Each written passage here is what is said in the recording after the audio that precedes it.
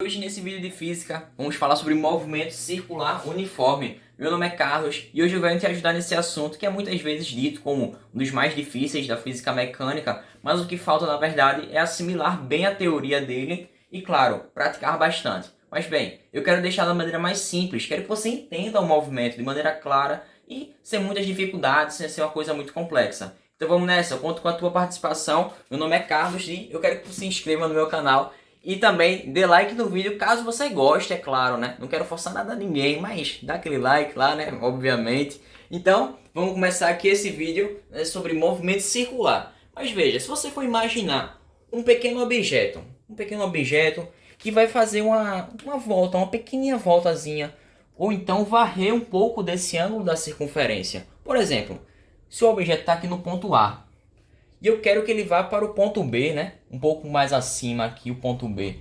E ao fazer esse movimento em uma certa velocidade, ele vai, querendo ou não, varrer um certo ângulo aqui. E que esse ângulo é formado pelos raios da circunferência. E que damos o nome desse ângulo como sendo φ. E esse φ é calculado em radianos. Mas bem, você percebeu que existe uma certa velocidade aqui presente, né? Ou seja, a partícula que saiu do ponto A até o ponto B tem uma velocidade escalar, porque essa velocidade escalar vai fazer com que partezinhas dessa circunferência, ou seja, esse comprimento de circunferência, vai ser percorrido em um certo intervalo de tempo. Mas, por outro lado, esse ângulo também é varrido em um certo intervalo de tempo. Mas vamos com calma, vamos com calma. Bom, observando tudo isso, esse ângulo φ ele pode ser calculado com uma divisão desse deslocamento aqui, ou seja, essa parte do comprimento da circunferência que chamamos de S, dividido pelo próprio raio da circunferência. E a gente percebe que obrigatoriamente esse φ precisa ser calculado em radianos. E vamos ver como que calculamos esses ângulos nessa unidade aqui, que é o radiano. E bem, eu falei que esse ângulo, φ, é varrido em um certo intervalo de tempo. E a partir disso chegamos na velocidade angular. E veja a diferença. Eu não estou considerando o deslocamento com relação ao comprimento da circunferência, mas sim o quanto do ângulo é varrido em um determinado intervalo de tempo. E bem, observando essa nova figura aqui, eu coloco ao centro, percebemos que um corpo também parte de uma posição C, por exemplo, até a posição D, fazendo assim um certo deslocamento, um ΔS, por exemplo, um deslocamento com relação ao comprimento da circunferência, e também varrendo um certo ângulo, um ΔΦ, a uma certa velocidade angular, já que ele varre um ângulo em determinado intervalo de tempo. Mas bem, observando, se esse corpo fizesse uma volta completa aqui, como é que ficaria nosso cálculo com relação à primeira fórmula que eu te mostrei? Ou seja, S dividido pelo raio. Bom, o comprimento da circunferência estaria obviamente no lugar do S, né? E o comprimento da circunferência você sabe que é 2π vezes o raio, dividido pelo próprio raio, né? Já que eu estou repetindo o que está aqui abaixo. Bom, e você sabe, tem a mesma unidade em cima e embaixo, então posso cortar raio com raio. Dessa forma, o φ vai sair como sendo 2π, ou seja, 2π corresponde a 360 graus, uma volta completa. Outra coisa que eu quero falar para você é que existe uma relação entre essa velocidade escalar, ou seja, o quanto da circunferência vai ser varrido em determinado intervalo de tempo, e também uma relação com a velocidade angular, que é o quanto daquele ângulo vai ser varrido em um certo intervalo de tempo. E que aqui temos, ó, velocidade escalar é a multiplicação, o produto entre a velocidade angular vezes o raio. Outra coisa que eu quero te dizer é que esse movimento tem características periódicas. O que eu quero dizer com isso? Bom, existe período e frequência. O que é o período? É o tempo necessário para dar, por exemplo, uma volta. Já a frequência é quantas voltas vão ser feitas em um determinado intervalo de tempo. Por exemplo, se eu considero uma volta a cada 1 segundo. Pronto, eu tenho 1 Hz. Hertz, observe que eu estou considerando um certo número de voltas em 1 segundo. Porém, eu posso ter RPM, ou seja, rotações por minuto. Ou seja, quantas rotações, quantas voltas vão ser feitas em 1 minuto. Bom, por outro lado, quando esse corpo faz um movimento circular, temos sobre ele uma aceleração centrípeta. E essa aceleração vai na direção radial, ou seja, apontando para o centro e no sentido do raio. Podemos calcular, como vimos em vídeos anteriores que eu tenho a respeito dessa aceleração, que ela é a razão entre a velocidade escalar ao quadrado dividido pelo raio. Porém, você sabe que essa velocidade escalar é escrita como sendo o quê? Ômega, ou seja, a velocidade angular, vezes o raio. E se eu coloco ômega vezes o raio ao quadrado, eu tenho ômega ao quadrado vezes raio ao quadrado, dividido pelo próprio raio, que está na fórmula da razão aqui acima, né? Então, se eu corto raio com raio, eu somente tiro 1 aqui desse expoente, né? Em vez de 2, vai ficar o próprio 1. Portanto, a velocidade pode ser transformada. Posso escrever tudo em função de velocidade angular, né? Ou seja, a aceleração centrípeta pode também estar relacionada com essa velocidade angular ou também relacionada com a velocidade escalar. Bom, mas calma aí. Temos que ver como que isso se aplica na prática. E eu quero te convidar para você fazer alguns exercícios comigo. Então vamos nessa? Espera um pouquinho, só para apagar esse quadro aqui que tá uma belezura. Vai ser inclusive a thumb do vídeo. E eu quero te convidar. Então vamos lá. E agora a melhor parte, né? Vamos fazer esse exercício que trata um pouco da frequência, do período e como podemos achar tudo isso com relação à velocidade angular. Mas antes, eu quero citar como que a frequência e como que o período podem estar relacionados com esta velocidade angular previamente. Então vamos lá. Você sabe que a frequência é justamente quantas voltas, quantas oscilações vão ser feitas em um determinado intervalo de tempo. Por exemplo, se eu considero Hertz, estou considerando o número x de rotações em 1 segundo. Já se eu considero RPM, eu considero o número x de rotações em 1 minuto. Bom, se eu quero fazer a transformação de Hertz para rotações por minuto, basta multiplicar por 60. E se eu quero passar de rotações por minuto para Hertz, basta dividir por 60. Bom, e a gente sabe que frequência e período são inversamente proporcionais. Por isso a frequência é igual a 1 sobre o período. E o período é igual a 1 sobre a frequência. Ou seja, um é o inverso ao outro. Por isso a gente tem que a velocidade angular pode ser escrita como sendo 2πf vezes a frequência ou 2π dividido pelo período. Porque a gente sabe que eles são inversos, inversamente proporcionais. Também, observando a questão aqui, ela nos mostra um certo movimento circular, né? Em que uma partícula vai ter uma velocidade escalar de 18 km por hora e ela vai fazer várias rotações em uma circunferência de 25 centímetros de raio. Bom, e a questão que é justamente qual vai ser a frequência em RPM nesse caso. A gente pode começar, início de conversa aqui, transformando tudo isso para o sistema internacional, né? Portanto, esse raio necessariamente vai passar de 25 centímetros para o quê? 0,25 metros, já que eu dividi tudo por 100, né? Aqui, já que eu estou convertendo de centímetros para metros. Bom, além disso, eu preciso converter a nossa velocidade, né? Que vai de 18 km por hora, dividindo tudo isso por 3,6, vai ficar exatamente como sendo 5 metros por segundo. Bom, tendo essas informações de raio e de velocidade escalar, e também sabendo da equação velocidade escalar é igual ao produto da velocidade angular vezes o raio, eu posso achar tranquilamente essa velocidade angular, já que ela é a única incógnita que está faltando. Bom, se eu troco aqui os locais, a velocidade escalar vai ser 5, é igual a ômega, vezes o raio, que é 0,25. E se eu passo 0,25 dividindo, já que ele está multiplicando, eu encontro que ômega é igual a 20 radianos por segundo. Mas bem, a questão não quer isso, né? A questão quer qual vai ser a frequência de tudo isso. Bom, como você sabe, velocidade angular também pode ser escrita como sendo 2π vezes a frequência. E como temos esse valor dos radianos, né? Ou seja, 20 é igual a 2 vezes π, que podemos considerar como sendo 3, né? Como sendo 3 aqui. Vezes a frequência. Então, 2 vezes 3, 6. 6 dividido por 20, eu tenho que a frequência vai ser exatamente 3,3, lógico que tendo uma dízima periódica, Hertz, né? Então aqui temos a nossa resposta, entre aspas, né? Já que já achamos em Hertz. E precisamos converter para RPM, já que mostramos que de Hertz para RPM basta multiplicar por 60. Então o que a gente tem que fazer aqui é 3,333 vezes 60, né? Ou seja, vamos colocar aqui para registrar 3 vezes 3 vezes 60, né? Então, se eu realizo essa multiplicação, vamos achar aproximadamente, né? Claro, aproximadamente 200 RPM, ou seja, 200 rotações por minuto. Aqui a gente tem a nossa resposta, ou seja, 3,333 vezes 60, aproximadamente 200 RPM, a nossa resposta. Bom, então calma aí que vamos ter o próximo exemplo, que agora trataremos de uma rodovia de diferentes comprimentos com relação ao raio. Então espera só um pouco que eu vou colocar aqui para nossa diversão. E vamos com muita alegria para o exemplo número 2, uma rodovia, dois carrinhos, carrinho A e carrinho B, duas rodovias em que cada uma tem um raio diferente. Um raio é maior e o outro raio é menor. Então vamos aqui, ó, vejamos esse carrinho A e o carrinho B, né? E aqui percebemos duas rodovias, rodovia B, rodovia A. O raio da rodovia A é bem maior do que a B.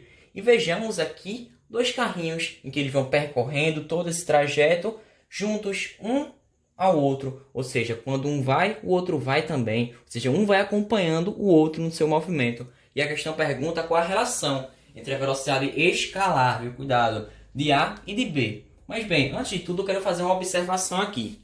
Para que esse movimento aconteça simultaneamente, ou seja, os dois irem acompanhando um ao outro, um ao lado do outro, mesmo que percorrendo esses raios diferentes, é necessário dizer que eles tenham a mesma velocidade angular.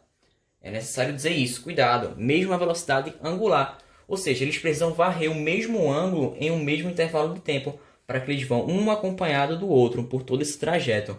E por isso, a gente precisa começar assim, ó. A velocidade angular de A é igual à velocidade angular de B, ou seja, ômega-B igual a ômega-A. Bom, mas você sabe que velocidade escalar também pode ser escrita assim, ó, com uma multiplicação de ômega vezes o raio. E, por exemplo, pode ser a velocidade de A e o ômega de A, mas pode ser também a velocidade de B e o ômega de B. Mas o que nos importa aqui é sabermos isolar esse ômega de A, que a partir da transposição, né, eu vou passar esse raio que está multiplicando, dividindo para cá, para o primeiro membro. Ou seja, ômega A é igual ao quê? Velocidade de A dividido pelo raio de A. Bom, então aqui temos a nossa primeira relação. E também a segunda vai ser a mesma coisa, né? Ou seja, só vou trocar as letrinhas A por B. Então eu vou colocar aqui, ó, ômega B é igual a velocidade de B dividido pelo raio de B. Temos aqui uma relação de igualdade, né, entre os ômegas de cada um. Portanto, eu posso escrever, né, velocidade escalar de A dividido pelo raio de A é igual a velocidade escalar de B dividido pelo raio de B. Porém, a questão nos quer o quê? Ela quer uma relação com relação à razão entre velocidade de A e velocidade de B. Ou seja, que é um abaixo do outro. E aqui eles estão um ao lado do outro. Mas agora uma regrinha simples, né? Esquerda, direita em cima e embaixo. Essa é a nossa regra. Veja aqui que você vai perceber, ó. Velocidade de A mantém-se no seu mesmo lugar. Ou seja, velocidade de A aqui. Velocidade de B, que está na direita, vai descer para baixo, né? Então aqui, ó, velocidade de B. E mesma coisa com os raios, né? O raio de A, que está na esquerda, sobe para a direita. Ou seja, raio de A. E o raio de B, que está embaixo e na direita, sobe para a esquerda. E aqui temos raio de B. Pronto, aqui está a nossa resposta, ó. Acabou a questão de maneira simples, sem muita complicação. E podemos perceber, ó, velocidade de A dividido pela velocidade de B é igual ao raio de A dividido pelo raio de B. Ou seja, o raio importa perfeitamente para que esse movimento aconteça. Mas vamos ver um pouco mais detalhadamente no próximo vídeo, que vai ser sobre transmissão do movimento. Mas temos outros exemplos, então espera só um pouquinho que eu vou apagar e colocar para você. Eita, chegamos em mais uma questão aqui, um movimento circular, dessa vez com uma roda gigante, né, em que vemos diversas circunferências e elas estão girando no mesmo momento, ou seja, simultaneamente. E bem, veja aqui o que a questão nos diz. Essa roda gigante está rotacionando numa velocidade angular de π dividido por 300. Ao passo que também essas cabines em forma de circunferência também realizam esse movimento de rotação, porém com uma velocidade angular diferente, que é de π dividido por 5. E a questão é clara quando ela nos diz quantas voltas serão realizadas pelas cabines, ou seja, pelas circunferências pequenas, quando essa roda gigante fizer meia volta. Bom, mas antes de tudo, eu quero que você perceba uma relação aqui muito importante, né? Que essa variação do ângulo, né? O ΔΦ que eu falei anteriormente, ele também pode ser escrito como uma multiplicação da velocidade angular vezes o tempo. Isso se parece bastante com essa equação aqui, ó. S igual a S0 mais VT. É muito semelhante, né? A diferença é que, neste primeiro caso, falamos de um movimento numa linha, né? Numa reta. Já no segundo, um movimento circular. Bom, então existe essa relação aí. Porém, esse ΔΦ precisa ser em radianos. E aqui está a nossa conversão. Ou seja, 360 graus equivale a 2π radianos. Isso aqui vai resolver nossa questão. A gente só precisa disso. E bem, interessante dizer que a questão nos fala que a roda gigante deu uma meia volta. Ou seja, 180 graus. Mas 180 graus corresponde a quantos radianos? Bom, 180 graus corresponde a π radianos. Já que eu dividi 360 por 2, eu preciso dividir também o segundo membro por 2. Bom, e agora, o que nos resta? Precisamos saber qual foi o tempo em que essa roda gigante fez essa meia volta. E aí basta a gente utilizar essa nossa equação. ΔΦ é igual a velocidade angular vezes o tempo. Bom, sabemos que a variação do ângulo foi π, né? A variação do ângulo foi π. A velocidade angular equivale a π dividido por 300, né? Ou seja, π dividido por 300 vezes um certo tempo que está aqui. E ele é que nos vai dizer a resposta. Eu tenho π dos dois lados multiplicando, né? Então, corto π com π. Esse 300 passa multiplicando. Logo, o nosso tempo é de quanto? 300 segundos, né? Ou seja, 5 minutos em uma linguagem diferente, né? Ou seja, 300 segundos para que a circunferência maior, ou seja, a roda gigante, faça uma meia volta. Bom, mas não é sobre isso também. Queremos saber quantas rotações essa rodinha pequena, essa circunferência pequena, a cabine, vai fazer ao passo que a roda gigante deu meia volta. Bom, mas aqui é simples, né? O que a gente vai fazer? Aplicar novamente, ou seja, ΔΦ é igual a velocidade angular 2 vezes o tempo. Bom, e aqui será nos interessante dizermos que esse ΔΦ será diferente, tá? Cuidado, não é o mesmo. Estou utilizando a mesma equação, mas os valores são distintos, né? Bom, o que a gente quer saber agora, qual vai ser essa variação do ângulo? E essa é que é a nossa resposta, ou seja, ΔΦ é igual a velocidade angular da cabinezinha, que é π dividido por 5, vezes o tempo, né? O tempo que nos foi 300 segundos. Ou seja, já que esse movimento está sendo simultâneo, ou seja, vezes 300. E se eu divido 300 por 5, eu sei que esse ΔΦ, ó, vai ser exatamente 60π.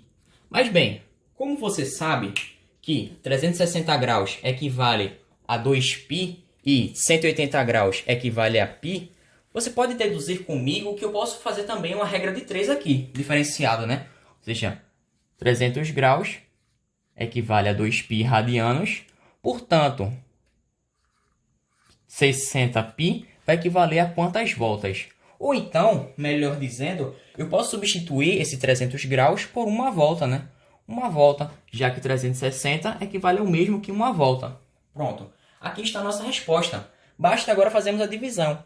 π dividido com π e 2 dividido por 60. E teremos, portanto, x como sendo 30 voltas. E aqui está a nossa resposta. Basta utilizarmos justamente essa conversão de π para radianos e com relação aos graus para radianos também. Além disso, precisamos também utilizar essa equação que mostra as fases do movimento, né? Ou seja, a variação do ângulo com relação à velocidade angular e o tempo. Vamos agora pegar um exemplo do lançamento oblíquo com relação ao movimento circular. Ou seja, ao passo que um objeto vai voando obliquamente, vai existir um movimento circular ali presente. Então, espera só um pouco que eu já vou colocar nesse quadro maravilhoso, majestoso, para que nós possamos aprender um pouco mais. Então vamos lá. Chegamos no exemplo do lançamento oblíquo, tão idolatrado, tão aguardado por você. E aqui ele está, em que vejamos uma pequena bolinha realizando todo esse movimento oblíquo que sai do ponto A até o ponto B.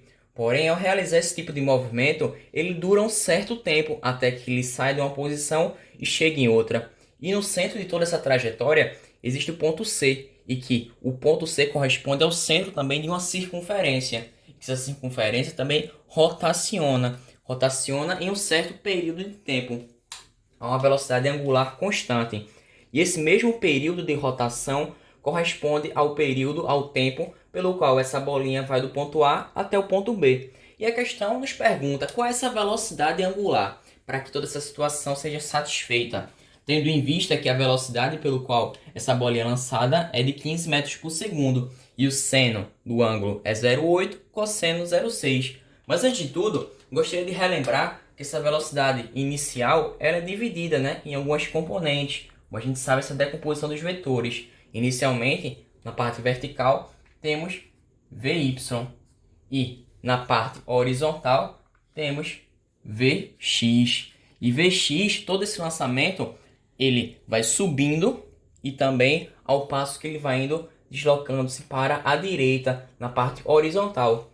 O que eu quero dizer com isso? O movimento ele tem duas partes, ascendente, ou seja, nessa parte vertical, e também descendente, ou seja, descendo, ele vai em um movimento uniformemente variado, já que ele está sob a ação da aceleração da gravidade aqui, ó, apontando verticalmente para o centro do astro. Bem, e no movimento horizontal é um movimento uniformemente sem modificar a velocidade, sem modificar nenhum parâmetro. Ou seja, não existe aceleração nessa parte, é um movimento somente uniforme, tá? Não uniformemente variado nem nada, é uniforme somente. Bom, então o que a gente pode saber para acharmos essa velocidade? Bem, Vx é o que vai nos importar nesse caso, tá? Já que a nossa distância a ser percorrida de A até B pode ser calculada como sendo d de x igual a Vx, ou seja, a velocidade no eixo x, vezes o tempo total. Por que eu digo tempo total? Porque essa bolinha chegará até o ponto mais alto da trajetória em um tempo 1, por exemplo, em um tempo linha, né? E ela vai descer em um tempo t' também, ou seja, t' também aqui ó, vai estar presente. E se eu quero o tempo total, eu somo t' mais t'. Por isso eu sempre coloco tempo total, né? Então é importante a gente saber de tudo isso. Vamos lá. Bem, eu preciso do quanto que vale esse Vx. E Vx pode ser escrito também como sendo a velocidade inicial, ou seja, V0, vezes o cosseno. E aqui eu colocar ó, V0 vezes o nosso cosseno θ. E a velocidade inicial é quanto? 15. O cosseno é 0,6. Logo, essa multiplicação vai nos dar 9 metros por segundo. Bom, e aqui eu já posso substituir, né? Fazer substituição. Ou seja, 9 vezes o tempo total. Porém, para sabermos o tempo de subida, por exemplo, podemos utilizar essa relação aqui que eu coloco. Ou seja, o tempo de subida é igual à velocidade inicial no eixo y dividido pela aceleração da gravidade. Eu tenho esse vídeo a respeito de lançamento oblíquo, se você está tendo dificuldade, no canal aí. É só você procurar e voltar nesse vídeo aqui que eu estou fazendo neste momento, a respeito do movimento circular, que fica até um pouco mais fácil para a sua compreensão, né? Mas vamos lá. O V0y pode ser calculado como sendo também ó, velocidade inicial vezes o seno. Tudo dividido pela aceleração gravitacional. Então, se eu continuo aqui, essa velocidade inicial é quanto? 15 vezes 0,8, que é o seno, dividido por 10, que é a aceleração da gravidade em módulo. Fazendo essas multiplicações e essa divisão aqui, perceberemos que o tempo de subida será exatamente cronometradamente 2,4 segundos, beleza? Esse é o tempo de subida, mas eu quero o tempo total, ponto. Bom, se o tempo de subida é igual ao tempo de descida, como eu acabei de falar, t' mais t', então nosso tempo total é 4,8 segundos, né? Então eu posso colocar aqui, como sendo dx igual a 4,8 segundos. Bom, esse aqui seria o nosso deslocamento, né? E aqui achamos o quanto seria esse deslocamento. Preciso multiplicar? Não preciso, porque eu somente quis demonstrar como você pode achar isto. Porque a nossa resposta já foi encontrada. E eu te digo por quê. Bem, você sabe que essa velocidade angular pode ser calculada como sendo o quê? 2π dividido pelo período, o tempo, né? E você sabe que para essa bolinha ir de A até B, ela levou o tempo total. E esse tempo total está aqui ó, na nossa resposta. Que é justamente 4,8 segundos. E 4,8 segundos vai ser o nosso denominador, ou seja, 2π dividido por 4,8. É a nossa resposta. E aqui achamos com a nossa velocidade angular. Aqui, ó, está quanto está essa velocidade angular. 2π dividido por 4,8 radianos por segundo. Bom, e essa seria essa velocidade necessária para que todo esse processo aconteça. Mas calma aí que temos um último exemplo, que colocarei agora antes de me despedir de você. Então vamos lá. E no nosso último exemplo temos uma palhaçada. Isso mesmo, uma palhaçada. Porque no monociclo vai um pequeno palhaço. E esse palhaço precisa percorrer uma certa distância em um intervalo de tempo. E a gente quer saber quantas pedaladas por segundo ele precisa fazer para que essa condição seja satisfeita. E aí, como é que vai ficar tudo isso? Bom, temos aqui algumas informações do nosso quadriciclo. O quadriciclo foi interessante, né? É um monociclo, corrigindo.